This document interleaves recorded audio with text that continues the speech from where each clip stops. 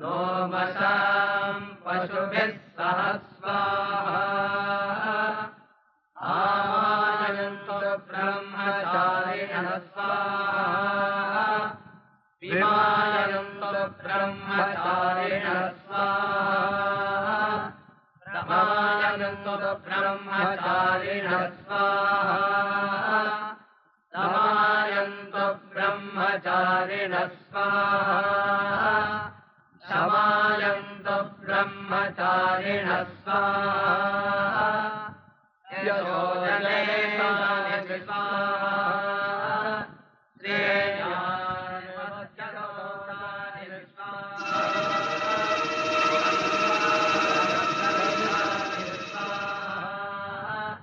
समाहरः प्रविश स्वाहा तस्मिन् सहस्रशाखे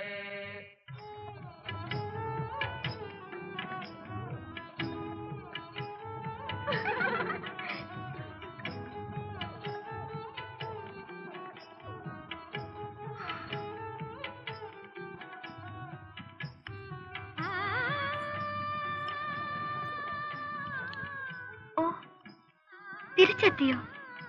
ഞാൻ അറിഞ്ഞില്ല. പാർപ്പിടം മാറ്റിയത് കൊണ്ടൊന്നും മകൻ നേരെയാകാൻ പോകുന്നില്ല എന്ന് അച്ഛൻ ബോധ്യമാണ്. ഇന്ദ്രപ്രീതിക്കായി ജപഹോമങ്ങൾ നടത്താത്ത ജനപദങ്ങളില്ല.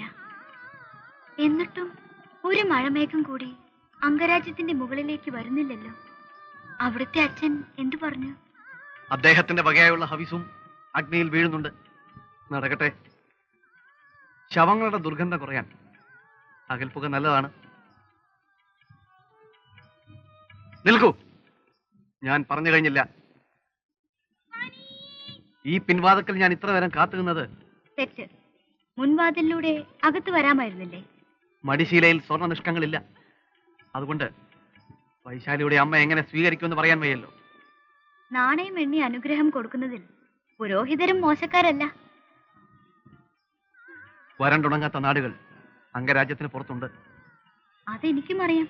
എന്റെ കൂടെ വരാൻ തയ്യാറാണോ? ഒളിച്ചോട്ടം എന്തുകൊണ്ട് പാടില്ല? ബ്രാഹ്മണകുമാരൻ കുലമഹിമ മറക്കുന്നു. ലേലം വിളിക്കാൻ ഒത്തുകൂടുന്ന വണിക്കുകളുടെ കൂട്ടത്തിൽ മത്സരിക്കാൻ ഞാനാളല്ല. വധുവായി മകളെ നൽകാൻ ഞാൻ അമ്മയോട് ആവശ്യപ്പെട്ടാലോ? എന്നിട്ട് അച്ഛനെ തൊടാൻ അവകാശമില്ലാത്ത നിന്യ സന്തതികളെ ദാസി പെണ്ണിന് ദാനം ചെയ്യണമായിരിക്കും. ഓഹോ, രതിശില്പം മാത്രമല്ല, തർക്കശാസ്ത്രം ഉണ്ടായിരിക്കും വേശികളുടെ പാഠ്യക്രമത്തിൽ. വണിക്കുകൾ പൊൻപണം കൊണ്ട് വാങ്ങാൻ ശ്രമിക്കുന്നത് നിങ്ങൾ ബ്രാഹ്മണർ അധികാരം കൊണ്ട് പിടിച്ചെടുക്കാൻ വരുന്നു. അത്രയുള്ളൂ വ്യത്യാസം.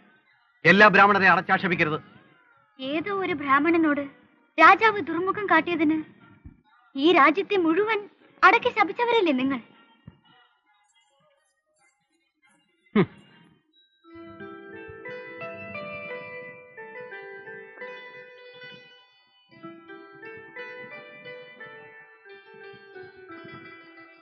ഞാൻ നീക്കിക്കഴിഞ്ഞില്ല, ആലോചിക്കുകയായിരുന്നു. അത് പാടില്ല. അമ്മ കൈയെടുത്തതിന് ശേഷമാണ് ഞാൻ വെട്ടിയത്. അത് പാടില്ല. രാജകുമാരി പറഞ്ഞതാണ് ന്യായം. മഹാറാണി മനസ്സിൽ കണക്ക് കൂട്ടാൻ വെറുതെ വെച്ചതാണ്. അങ്ങനെയല്ല, രാജകുമാരി പറഞ്ഞതാണ് ശരി.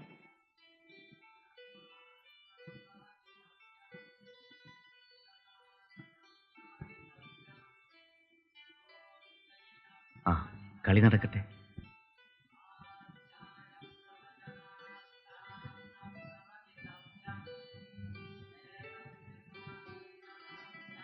മതിയാക്കിയോ?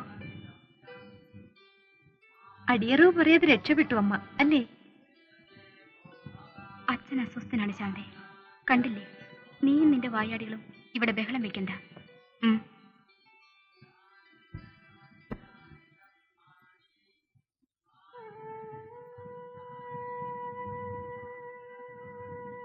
രാജഗുരു വന്നിട്ടും പ്രയോജനമുണ്ടായില്ല, അല്ലേ?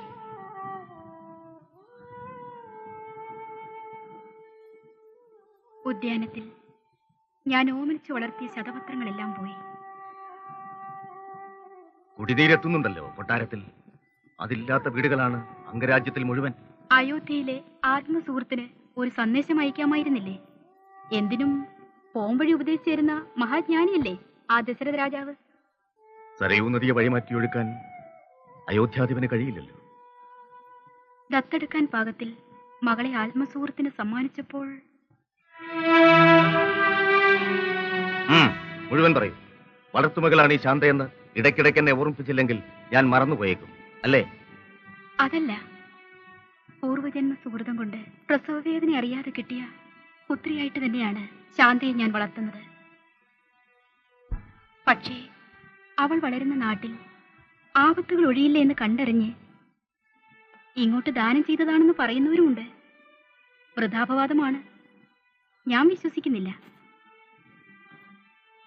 ലോമപാദന്റെ പത്നിയായി ഒരു വന്ധ്യ വന്ന മുതൽ തുടങ്ങി അംഗരാജ്യത്തിന്റെ ശാപമെന്ന് പറയുന്നവരും ധാരാളമുണ്ട്. അതും ഒരു വൃഥാപവാദമാണ്, ഞാനും വിശ്വസിക്കുന്നില്ല.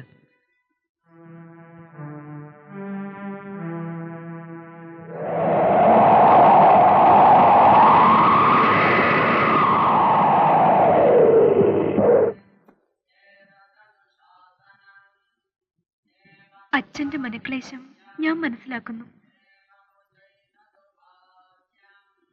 ചക്രവാളത്തിൽ പോലും ഒരു കാർമേഘമെങ്കിലും തലനീട്ടുന്നില്ല. ഹോമാഗ്നിയുടെ ചൂടും നഗരവാസികൾക്കൊരു ശിക്ഷയാവുന്നില്ലേ എന്നാലോചിച്ചു പോകുന്നു. ഞാൻ തപസ് അനുഷ്ഠിച്ചാൽ മഴമേഘങ്ങളെ തടവിൽ വെച്ച് ദേവദേവൻ കനിയുമോ? ഏത് കഠിന വ്രതവും ഞാൻ ഏറ്റെടുക്കാം. വെറും വാക്കല്ല. എന്നെ അനുവദിക്കൂ.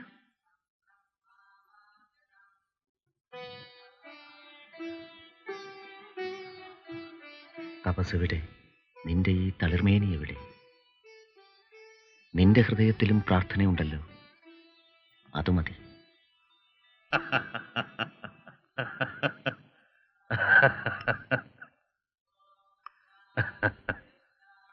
സന്തോഷവാർത്ത എന്താണ്? പറയൂ.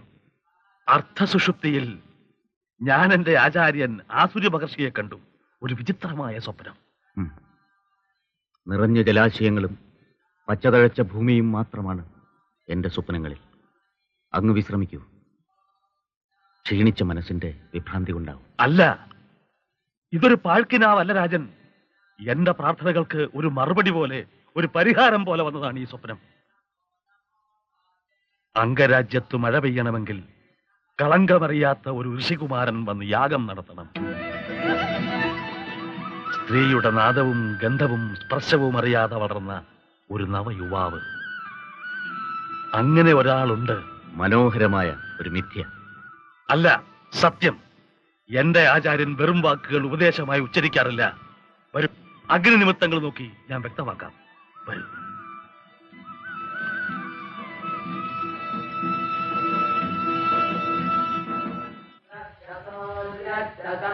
ब्रह्म प्रजापति भूतं वदिष्ये भुवनं वदिष्ये तेजो वदिष्ये यशो वदिष्ये तपो वदिष्ये ब्रह्म वदिष्ये सत्यं वदिष्ये तस्मा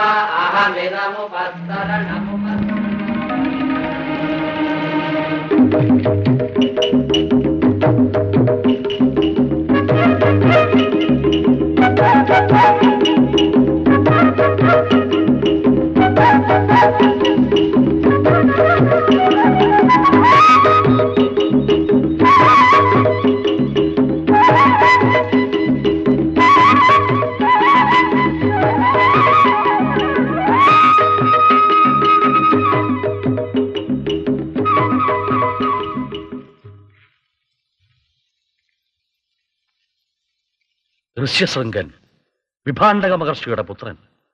കാഴ്ചദ്രവ്യങ്ങളുമായി സന്ദേശവാഹകർ പുറപ്പെടട്ടെ. കുമാരനെ അയച്ചു തരാൻ നമ്മുടെ പ്രതിനിധിയായി താങ്കൾ തന്നെ മഹർഷിയോട് അഭ്യർത്ഥിക്കൂ. നിൽക്കൂ. വിഭാണ്ഡകനെ പറ്റി അങ്ങക്ക് എന്തറിയാം? മഹാമഹർഷിയാണ്. കശ്യപവംശത്തിലെയാണെന്നും അറിയാം.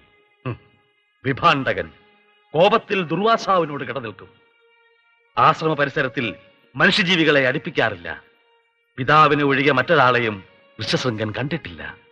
ഏതോ ഒരു ദുർബല നിമിഷത്തിൽ അപ്സരസിന്റെ സൗന്ദര്യം കണ്ട് തപം മറന്നതിന്റെ ഫലമായുണ്ടായ സന്തതിയാണവൻ.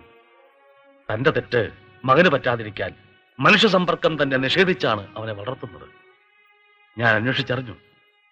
ദയാപൂർവം വിട്ടുതരുന്നില്ലെങ്കിൽ ബലം പ്രയോഗിച്ചു കൊണ്ടുവരാം. ആശ്രമപാഠത്തിൽ ശക്തിപ്രകടനം നടത്തുന്നത് ധർമ്മമല്ല. പക്ഷേ അംഗരാജ്യത്തിന്റെ കെടുതി ആലോചിക്കുമ്പോൾ അതൊരപരാധവുമാവില്ല. വിഭാണ്ഡകന്റെ തപശക്തി അത്യുഗ്രമാണ്. അടുക്കുന്നവരെ പാറക്കല്ലെറിഞ്ഞോടിക്കാൻ മലകളെ കാവൽ നിർത്തിയത് കെട്ടുകഥയല്ല. എങ്കിൽ ഒരു വൻ സൈന്യം തന്നെ പുറപ്പെടട്ടെ.